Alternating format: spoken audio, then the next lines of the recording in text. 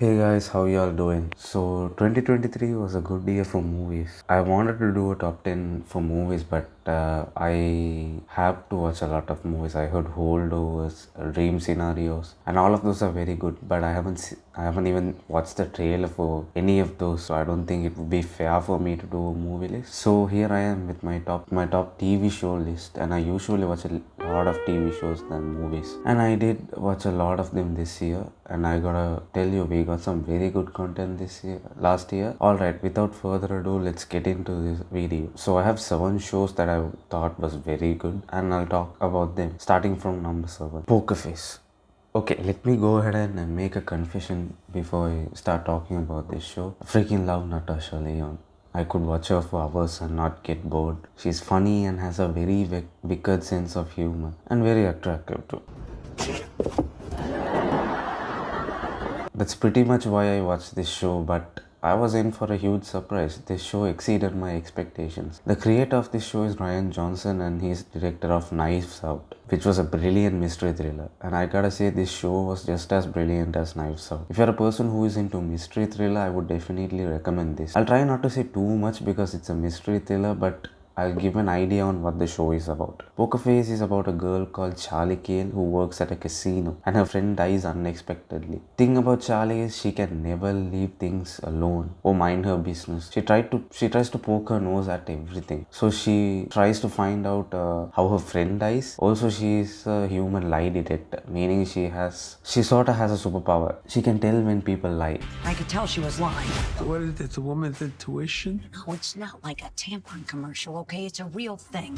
But that didn't ruin the realism of the show. It's still very grounded. Didn't feel superhero-ish, which is the biggest plus of this show. She finds out the person who killed her friend, and he dies too. And that person's father is a gangster who tries to avenge her son by trying to kill Charlie, because he thinks Charlie is the reason for his son's death, which makes Charlie switch places all the time because she is on the run. I know this can be a bit confusing. That's because I'm trying not to ruin the show, so please bear with me. Since she switches from one place to another, she solves crime every time she is in a place, meaning every episode is different from another. So it's like a bunch of crime thriller stories in one season. Every story gets better and just better. My personal favorites were one in the retirement house and the last episode. The retirement house episode was hilarious, man. Especially the climax was so fun.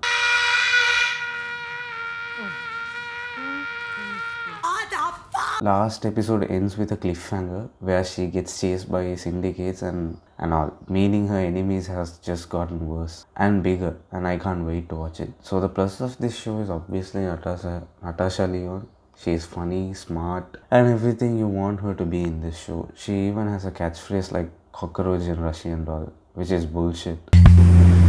Bullshit. And it's so cool. And then the production looked very expensive and beautiful. The look and feel is very similar to Knives Out, and after a long time I felt like the casting was perfect, especially for the lead. We saw women being casted as the lead just for the sake of it, especially in Marvel, but none of the characters really made sense. But in Pokerface, casting of women as the lead made so much sense, because in nature I think women are more curious than men. They look for reasons. There's one scene in the show that proves my point, where Charlie will be found by the gang members, but they will let go of her, but won't give her a reason on why she was being chased. In order for her to know the reason, she has to accept a new job, but she's not forced to do any of this. After hearing this, Charlie leaves the place and comes back to know the reason, which I thought made perfect sense. Like, that's the best way you could describe about Charlie's character. I can't picture a guy doing this. A guy would have totally walked out of there. All I can picture is, oh, okay, thank God I'm not in trouble anymore. Let me get the hell out of here. But since Charlie is such a curious person, she came back and she wants to know why all this happened. And casting a woman made so much sense to me as the lead. But I had one problem in this show. This show felt a bit repetitive. Since it's a crime thriller and every episode has a different story, you can sense a pattern, which makes it a bit repetitive but not boring by any means. I just wish they focused more on Charlie instead of so many side stories. So yeah, Pokerface is currently streaming streaming on Peacock, and mystery lovers, don't forget to watch it. Next, Ted Lasso gets the 6th place in my list. Most of you probably know about this show already because it's the most pirated show of this year. Ted Lasso is probably a show Gen Z and millennials need right now. I know that our generation loves dark content. Even in YouTube, dark content are the most preferred ones. Given that I really appreciate a TV show that talks about positivity and doesn't have any type of dark content basically. When I watch this show, I feel like I'm watching a TV show from another decade almost. I haven't seen a show that talked about men's mental health in such a positive way. But unfortunately, the show came to an end and it's good as ever. Plus, it's better to end the show without dragging it too. So Ted Lasso, it's about a American football coach who moves to England to coach them football, soccer, because he wants to get away from his wife who wants a divorce. But Lasso is a very positive and a happy guy, but the team members are very rough and horrible to each other all the time. So how Lasso teaches them the value of positivity, team value, and looking out for each other is basically the idea of Ted Lasso. Because they talk about mental health of everyone in the team and how they sort it out. Every characters in this show are so lovable and very wholesome. Even the side characters, they start in a place and end up in another place. They had a good character arc, and I must warn you guys, there are a lot of moments where even a grown-ass man will break down, bro. So did Lasso get this team to win? Basically at the end of the show, and he returns back, is basically the idea. And he returns back to the US to teach and reunite with his son. I love you guys so very much. On 3, 1, 2, 3. I love you guys so very much. If you want to watch anything that's light, fun and wholesome, I would definitely recommend this show. And I would say it's a must watch too. So next, genv gets the 5th place in my list. Just when I thought the boys universe can't get any more crazier, they released genv. Good god, this was absolutely brutal, but I had so much fun. So genv is a direct continuation from Boys season 3. It's about a group of college kids who are studying in a university for soup. Most of these kids were given compound B by their parents when they were kids, which is the least fucked up thing about this show. We follow a character called Marie who has all the wrong idea about soup. Sort of like Starlight in the first season. She's all excited about college, but she learns that there is something wrong going on in the basement of the college, where they have a lab of soups basically to conduct experiments on them, and this place is called the Woods. Later we get to see that Mary joins another set of students who also know that something fishy is going on and wants to find out what's happening. So Mary and the rest join together to stop the experiment, the lab, the Wood. Eventually another student in the group called Kate and a soup from the Woods called Sam get together to release all the prisoners in the woods and kill all the humans in the university, which separates the team into two groups, and they end up fighting, which eventually leads to the rest of the group members framed as criminals because the university finds out that they know about the Woods. Meanwhile, Kate and Sam are portrayed as heroes who stop these criminals. They don't exactly show why Sam and Kate are portrayed as heroes. I'm guessing because they can be manipulated easily. I'm not sure, let's wait and see. In the post-credit scene, Billy Butcher finds out the Woods, meaning the group might join Billy Butcher in his team in Boys season 4. Yeah, that's about it. Tiny action hero shit. Get it, got it, good. Sweet Jesus. When they initially announced the sequel, I thought this was like they're going to pull a Marvel this time, bro. They're going to ruin it. This might not work at all, but they pulled it off in such a cool way. The show was awesome. Everything we love about the boys is done here, but better. More fun and violence and much more. I think genv is a good example for sequel done right. But again, since this worked, that doesn't guarantee that the others will work, because there are so many other boys content that's are coming out, and I don't know, man, I'm not very excited about those things. Next, so this show has a very special place in my heart. Freaking loved Last of Us, man. Growing up, it was my favorite game, and it still is. Seeing that being made into a TV show was almost like a dream, but initially I was not on board with this idea. I was against it and I was worried that they are gonna ruin it, but I ended up loving every second of it. Every moment in the game was recreated so beautifully, and they did not change the scenes just for the sake of changing it. Some of the scenes were so perfect in the game, you can't make it any better than that, and I'm really glad they didn't change any of those, especially this scene. Everybody fucking except for you! So don't tell me that I'd be safe with somebody else, because the truth is, I would just be more scared.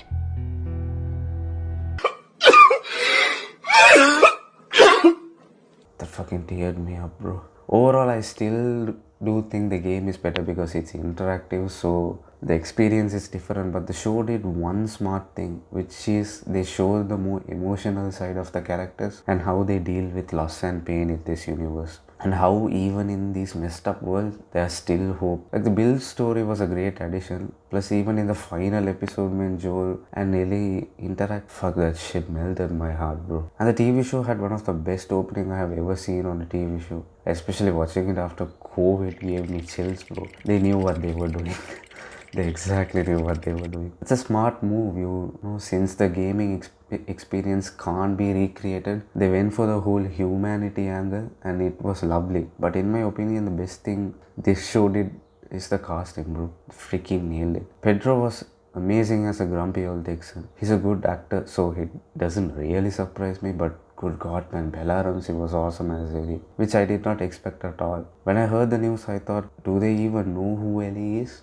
She looks nothing like Ellie. But man, her portrayal of Ellie was amazing. She had the essence of Ellie in the show. And Nick was amazing as Bill as well. Plus the cinematography was good. I think Last of Us is a good example of how a game adaptation or how a remake should be done, basically. So Last of Us is about a guy who is supposed to deliver a girl, like a cargo, who has the cure for a disease that's being spread in a post-apocalyptic world. But in the course of the show, a bond is created between them, a father and daughter relationship essentially. But in the end, Joel finds out that making a cure will end Ellie's life, so he chooses to save her instead of the world. Plus Joel has lost his daughter 20 years ago, so he sees this as a second chance, which is very beautiful and poetic. So yeah, Last of Us is another must watch from me. Next show in the list is Fall of the House of Ushers. Mike Flanagan strikes again with another banger, but this time it's better than ever. My favorite of his is actually Haunting of Hill House. It's in my top 5. Like all-time favorites, and I also think it's the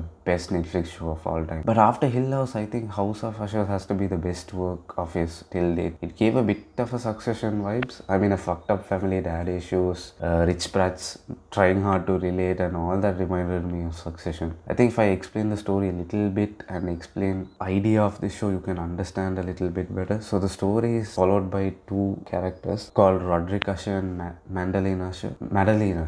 So these two people are the biggest fucking jerks you'll ever see. They own a medical company which they got by doing some shady shit. So Roderick Usher has 5 kids, and at the very beginning of the show they reveal all of the 5 kids will die. That's not a spoiler.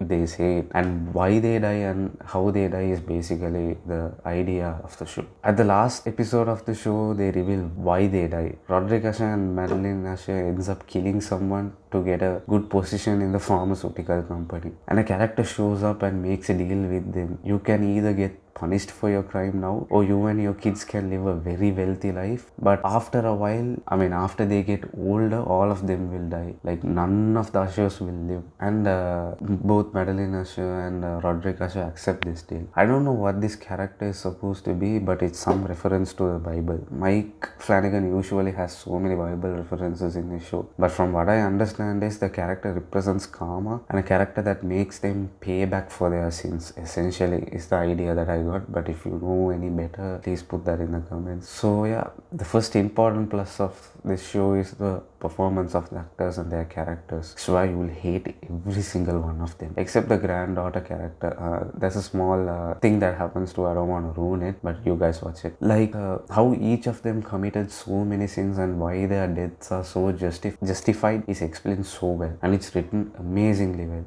Especially each character's death is foreshadowed in some way, which increase the suspense. Plus usually in the horrors, the suspense they have is who is going to die. But this show literally revealed that in the first 5 minutes, and I was wondering what are they gonna do now, since that's pretty much the suspense, like the point that creates the curiosity in every horror. But they created the suspense with how they are gonna die, with the whole foreshadowing thing, and it worked like really well, bro. And then the dialogues, Mike usually nails the dialogues in his show. This time he went a step further and does it even better. So yeah, if you're into horrors or a well-written show, basically this show is definitely a must. And next is probably the most goated show of our time, Succession Season 4. It's one of the shows that defined a decade, like Breaking Bad, and Succession is the best show of this decade.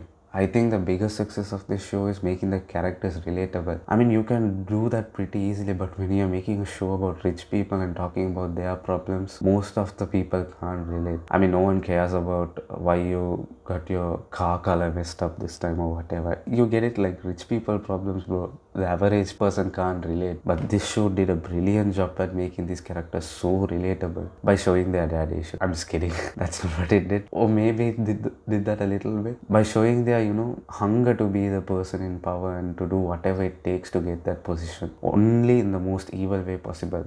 I guess all of us have that bad side in us to push everyone for our benefit. But the people who choose to do good and not to play the victim control that side of theirs. Which most of us do, at least. I think they do. Anyway, the way they ended this show was not what I expected. I mean, fucking god, these people cannot catch a break. Although I really wanted to see them all together, like what if they overcome their tragedy and make all this work? But that didn't happen. And it's justified too. These people don't deserve it. Because none of them really trust each other and they keep betraying each other again and again, and they are so entitled to. Like, none of them are actually smart enough to run the company. And I would say Shiv might be a little okay since she's a bit stronger and she made her career by herself. But Roman and Kendall are definitely not the people. Plus, none of them are ruthless as Logan. Logan was a monster, right? It still blows my mind they went for an ending like that. Again, Tom became the CEO is crazy. Yeah, I know he's just a puppet. Like, the ending everyone got was so messed up. Shiv is forced to live with Tom, and Kendall, I think he'll kill himself for sure after what happened to him. But I think Roman made peace with it. This is what he actually wanted, because he had a huge smile on his face. Like, he was not confused almost when it all ended, I'm saying. So let's talk about the craziest Succession episode ever, Logan's funeral. No one saw that coming, man. It happened very quickly. I couldn't even believe it. But they fucking nailed it, bro. And they made it emotional too. These people never get attached, right? And has insane amount of dad issues too. And Logan is a freaking narcissist. But still, when he died, there was an impact. I think because we learned that the kids were seeking for his validation and Logan's love, and they never got it back. So that made it emotional. I think, his dad issues just universal. I'm still confused on why it was emotional. But all I know is that it was so damn good. But all aside, I would say after Breaking Bad, a show that nailed the ending is probably Succession. Plus the performances, man. I love Roman's character, and every time I see Shiv, I want to slap her in the face. And I'm genuinely terrified of Logan. I would say these actors were born to play these characters, man. They were so damn good and convincing. And writing and dialogues are just on another league compared to all other shows. And yeah, drum roll please. I'm going to tell you the best show of this year. You don't remember the name. Of course I remember the name. We didn't even tell anybody You the name. 100% told me the name. Bear Season 2. It was hard, man, to choose between Succession and Bear. I really couldn't choose which one I liked the most. I like both of them equally, I think. So I randomly picked one, to be honest. All I'm saying is it could either be Succession or Bear based on my mood. And yeah, about Bear, it's genuinely a masterpiece. So many of the episodes were very chaotic and gave an insane amount of adrenaline rush. Bear is about a young man who wants to continue his brother's restaurant, who dies, he kills himself. But a very fucked up restaurant. It's not clean, staff don't work properly. A restaurant that would flip out Gordon Ramsay. But this young man, Kami, is a very talented chef who has worked in very reputed restaurants. And Kami changes the place entirely for good, and he changes every staff's working method. But in that process, Kami loses his shit all the fucking time, and how his anger and perfection takes a toll on his mental health is basically the idea of Bear.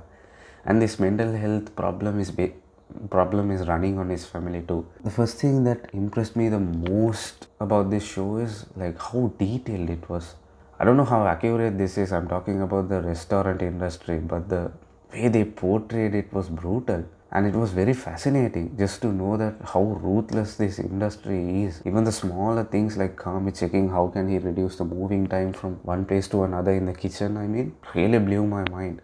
throughout they talk about Hami's dysfunctional family, but in one episode they show their family, bro. I'm telling you, this is one of the best TV show episode I've ever seen. That family episode I'm talking about, just watch the show. I won't tell you anything. Just watch it. Might be the best TV episode I've ever seen in my life. And trust me, I have watched Sopranos, Wire, and all. And I've never seen such a brilliantly written, well-performed, perfectly executed episode in my life. I watched this show only once, but that specific episode I watched it thrice, man. So good. My anxiety level just hit the damn roof. And yeah, I'll not say anything about it, just watch it. I think this specific episode maybe made me choose Bear over Succession. On top of the side characters have their own arc, and how they also grow and learn about cooking while the restaurant grows is insane. Especially the brother's friend character, I forgot his name, and his folk episode was amazing. Another 10 out of 10 episode. The camera work is insane, the cinematography is brilliant, and there are so many fun cameos throughout the show. Like, they got some really good actors, bro. Again, I won't ruin that, watch it. And the show has some very funny moments, as much as it's chaotic as well. Yeah man, Bear is a very ambitious, chaotic, heartful, and a crazy show that I have seen in a while, and I think it deserves to be the best show of 2023. And it definitely deserves more recognition as well. I think people are watching that show, but it's just not very popular around my circle, so I'm trying to force everyone to watch it, I guess. Anyway, so these are the best shows I watched this year, and there are some other shows I watched that are good. Like, I thought the Godzilla show is pretty good. Monarch of the Legacy of the Sire. I don't know, I'll put the name on the screen. That show was pretty good. It's going very interesting characters. I like that. And I heard One Piece is good, but I haven't watched it. I don't know. I'll give a try. Maybe if I have to watch it, I'll watch it. And then what are the other shows? Jack Reacher. Yeah, I was told it's good. I watched it. I was not that much into it. Maybe like when I watch it more, I like it, but I watched the first 3 episodes, and I gotta tell you, I'm not a huge fan of it. So yeah, I don't think I can comment anything about it. And then Reservation Dogs season 3, I haven't watched it. I am still watching it. Maybe that'll enter the top my list when I'm done with it. And Atlanta, I haven't finished that yet. I've finished that too. So yeah, I missed some of them, I guess. So yeah, if you want me to watch anything else, let me know in the comments. So yeah, I'll see you in another video. See ya.